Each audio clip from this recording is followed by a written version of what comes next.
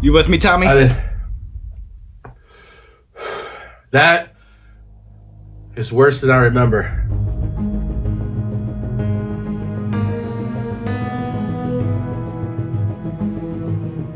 Hey, what's going on, everybody? For First We Feast, I'm Sean Evans, and you're watching Hot Ones. It's the show with hot questions and even hotter wings. And today, we welcome back our dear friend Tom Segura. His latest special, Ball Hog, is available on Netflix now, and the man is a podcast factory. Your Mom's House, Two Bears, One Cave, and Tom Segura and Espanol, wherever you get your podcasts. This season, we're sprinkling in some of our favorite past guests, along with some new faces, and who better to welcome to the table than my brother Gavin's favorite all-time Hot Ones episode, my dear friend, Tom Segura. Tom, welcome back to Hot Ones. It's good to be back, Sean. Thank you for having me in this new normal, and it's good to be with you. Are you in New York? Are you on the East Coast? I'm in New York, yes. I could tell by the NYPD, whoop, whoop, as you were introing me. That's the sound of the police.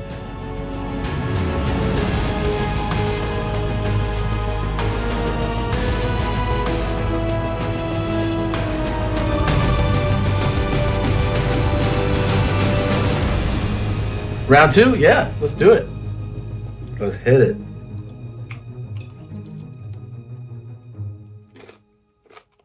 Yeah. That's nice.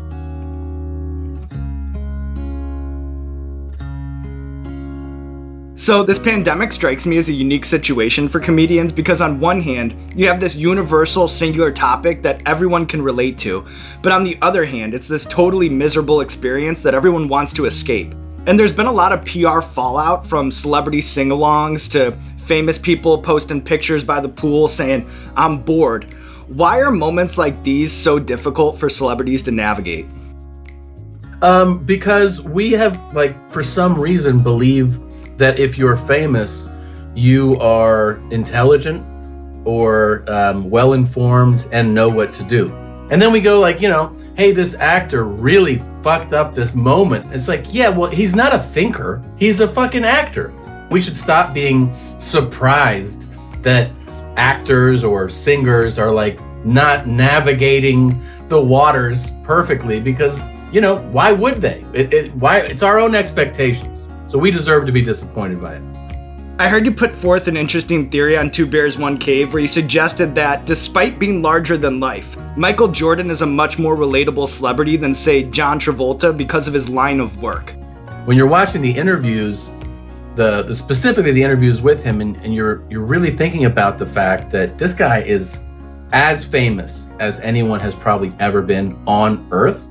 And you see what that does, that type of fame, what it does to, let's say, entertainers, artists, right? Like singers, Madonna, actors, Travolta, Garth Brooks. These people get really famous and they get kind of fucking weird.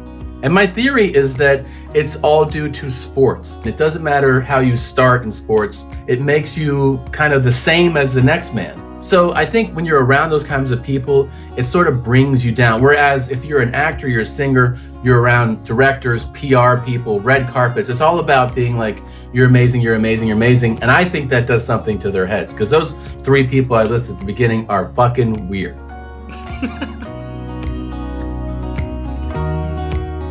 I overdosed, but I'm doing it. It's for the people, man.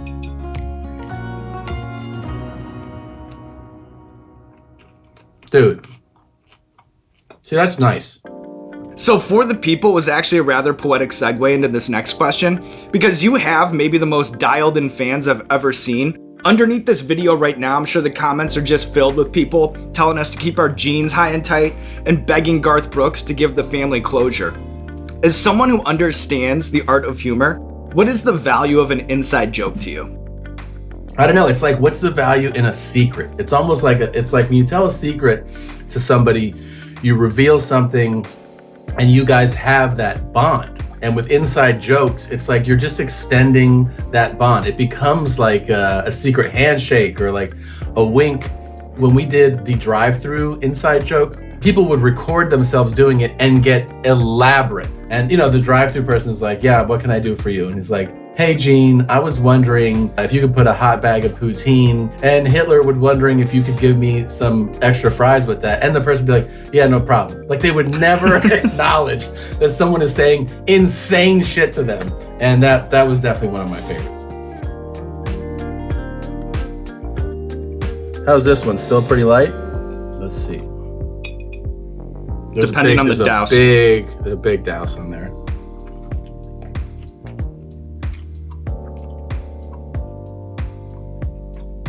That's what's up. So when our friend Bert Kreischer was on the show last, we drew back the curtain on your guys' legendary dance battle, one which Bert seems to freely admit that you won. But Bert did seem somewhat hurt that Post Malone didn't like his video. How big a deal was it for Missy Elliott to actually reach out to you? Dude, I mean, come on, dude. That was unbelievable. I mean, Missy Elliott, it's hard to describe, what a genius this woman is, right? Like, and she was a pioneer in the style of songs she was making. And of course, those of us that grew up with her know that she rewrote the books on music videos. Like, best videos. I mean, to another level. And one thing that bummed me out, she was like, who do y'all think won? That was like her tweet when she retweeted it. I was like, the fuck are you talking about? It's clear. It was me. And then also you dressed up as Sensei Steven Seagal. What is it about Steven Seagal that makes him such a prolific target in comedy? I mean, it's a number of things. Number one, he's the only person that in my limited experience in Hollywood that people are willing and freely to talk immense shit about. Like, people who never gossip are like, that guy's a piece of garbage. And like, they'll tell you stories to back it up, incredible stories. I also enjoy that he is on this plan right now to release like 7 action films a year. He's like 350 pounds. He's fighting people sitting down. And the premise of the films will be like, we're in Afghanistan. You're like, that's Milwaukee. I can see that's where the fucking Brewers play. Like, they don't even try to hide where they are. All that combined makes you go like, man, fuck this guy. Oh, fuck. God damn it. I've been dousing, y'all. I've been dousing. Look at that shit, man. Still enjoyable. We're still in that spot. Still in that sweet spot. So recently you made national headlines for comments you made about professional wrestling fans, calling them idiots and grouping them alongside flat earthers and anti-vaxxers. How did the backlash this time around compare to some of your past controversies? I saw a handful of active wrestlers like threaten to beat your ass. Yeah. Well, we'd have to script it out, but yeah, that would be fine. The funny thing about this was it was an off-the-cuff just conversation on a podcast. But at the same time, I also I don't care. I think it's cute that they play pretend. I think it's sweet that they have other friends that dress up with them. And, I think the fans, hey, man, you like what you like, Some people like more sophisticated things. Some people like playing pretend. And I think it's cute that those people do. And I support them, Comedian Matt McCarthy once compared wrestling to stand-up by saying that essentially both are about a man alone seeking justice, presented in the most amusing way possible. Yes, and I do respect the fact that, look, it is fun. Like, I've already told you, I love bits. I love silliness, inside jokes. And I love that they commit to these things and that they're out for their, it is that form of entertainment. I do respect that they're athletes. Some people were like, oh, you're trying to say these aren't. No, I think they're definitely athletes. They're not fighters. There's no such thing as a champion. That's my favorite thing about wrestling. When they're like, this guy's an 8-time world champion. Like, oh yeah, that's cute. What, is the Tooth Fairy involved? I don't know what, you're not a champion if there's not a real competition. But that's, never mind. I'm getting sidetracked again. They're great.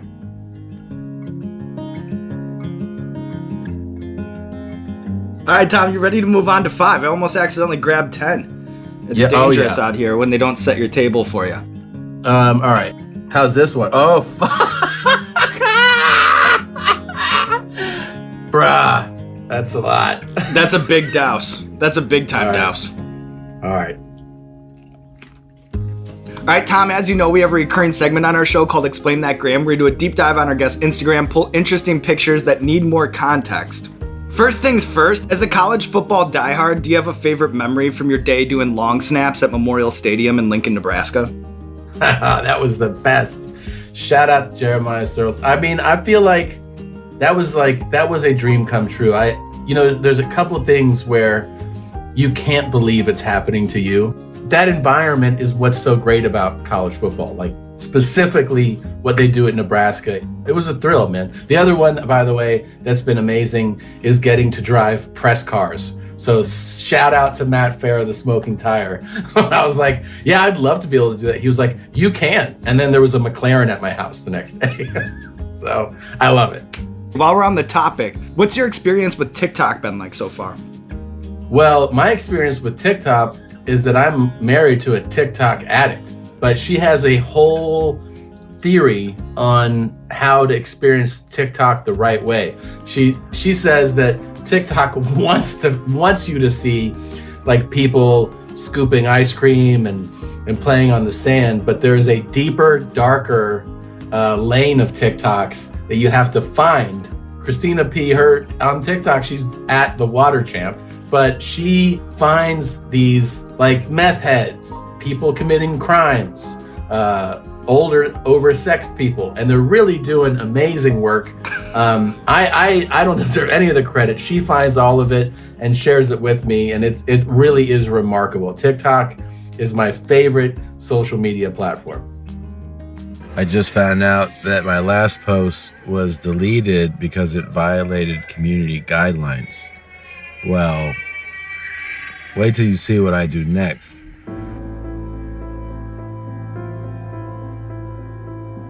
Whoa, shit. God damn it.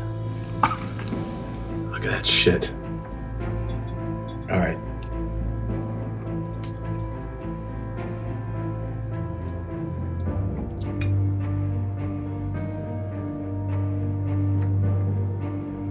Oh, Smoky. Yeah. Mm-hmm. Getting real over here. Yeah, shit's real. Yeah. So I want to ask you about the Dave Chappelle 846 set that dropped recently. It's interesting to me in many ways because entertainment has found itself really flat-footed in these months of COVID and social unrest. Music in particular seems to have dropped the ball completely. It hasn't captured anything in the zeitgeist. But if you look at what is breaking through, it seems to be the voices of comedians. Does that surprise you at all? Or in the comedy world, are people just sort of like, yeah, of course it would be that way? I don't think it's surprising. I mean, there's really, there's amazing, prolific thinkers. Chappelle's one of them. He did something that is really fucking hot, man. Dave's whole thing has always been like, if you're not being funny, be interesting. It's kind of a masterclass in that. Forget about like the climate and this. See how when he's not getting laughs, you're still so engaged. That's really one of the beautiful things about it as a piece of art. He's just that interesting. Yeah, it's interesting that you put it that way because there is a lot of talk about whether sets like Chappelle's or Hannah Gadsby's specials are funny in the traditional sense of a stand-up act. Do you think that that's just like think piece fodder, or do you see something broader shifting? Yeah, I mean, I don't know if we're gonna see a huge shift in that. It's an interesting point. Like you could see more and more people do it, but here's the thing: you better be fucking good at it. If you're like, I'm not gonna joke so much, I'm just gonna share my thoughts on something, they better be really interesting.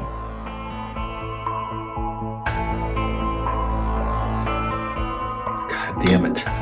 Yeah, you're telling me.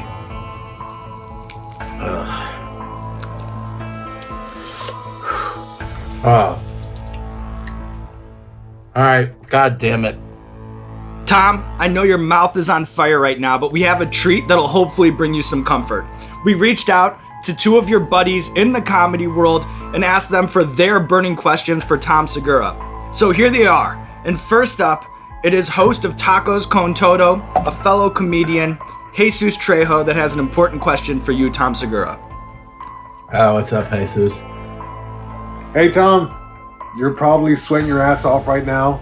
I feel for you.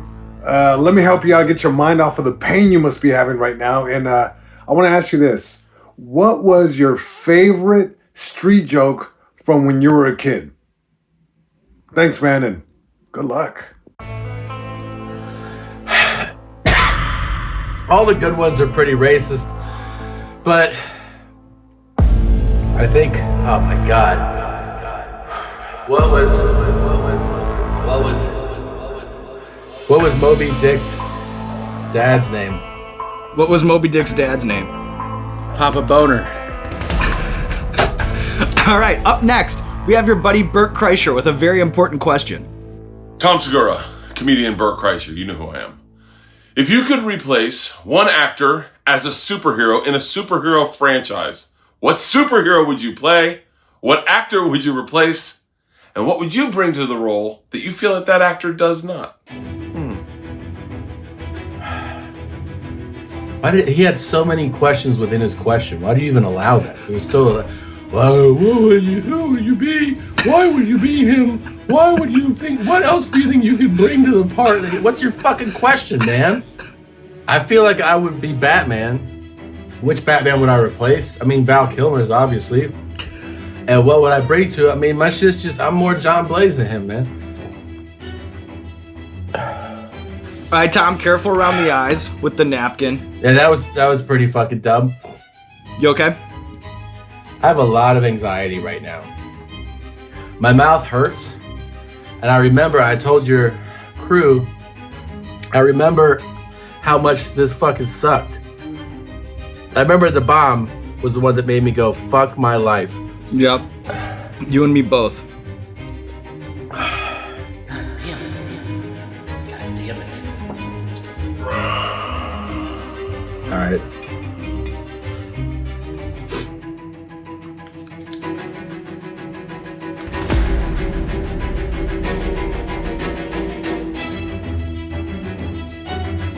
So like many, I'm having a hard time with basic manners and etiquette during the pandemic. So now, with one of comedy's most thoughtful minds in front of me, I thought it'd be a great idea to get the Tommy Buns perspective on these new everyday life challenges. There are reports that flushing the toilet releases a plume of potentially COVID-infected particles up to 3 feet in the air. Are you flushing public toilets, or is it better to let sleeping logs lie? Oh my God. Oh my God. Fuck them. Leave it. Buffets, RIP, or too big to fail? Fuck a buffet. Who's going to a buffet? You going to a buffet now? With those fucking animals? No way. They don't clean that shit. And then let me bounce a hypothetical off you. You see an older woman hobbling towards the exit of a drugstore at the same time as you. Fucking hit her in the neck. What? She's clearly over 70 and has respiratory issues. Do you hold the door open, or do you let it slam shut for her to fend for herself? I mean, I'm a gentleman. I'm gonna hold the door open, but I might tell her she should stay home more often. Dude, that is worse than I remember. Oh my God, dude. Oh my God. Can we just call it a wrap? You can always call it a wrap, Tommy. No, we gotta go. Fuck. Oh my God.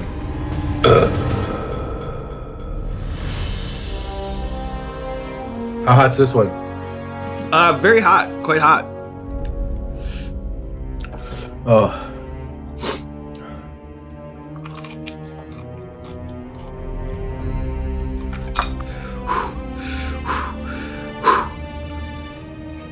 Do you have a Mount Rushmore of comedy specials for those of us who've already seen every episode of 90 Day Fiancé?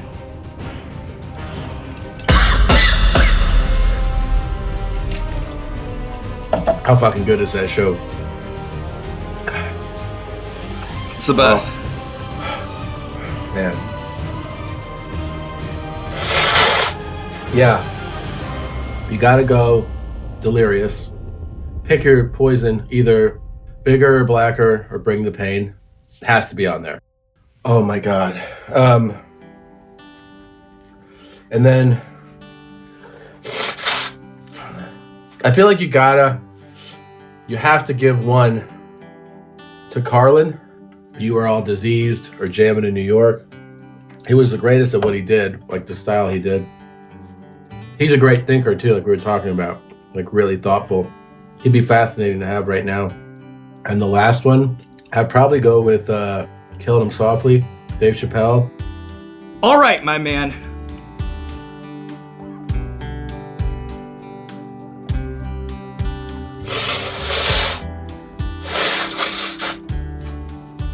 Every time I do this, I feel like it really helps my sinuses. Well, there's one positive. All right, I made a dab. All right, me too. I put it on there. Cheers, buddy. Cheers.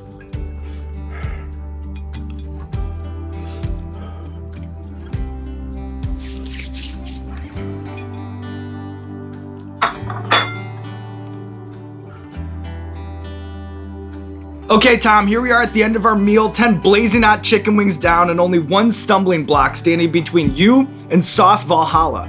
Last time you were on the show, we left on a high note, and this time around, we're hoping to leave fans with the same warm and fuzzy feeling. What's DJ Dadmouth's message of hope to the mommies out there who eagerly await the return of live stand-up? Yo.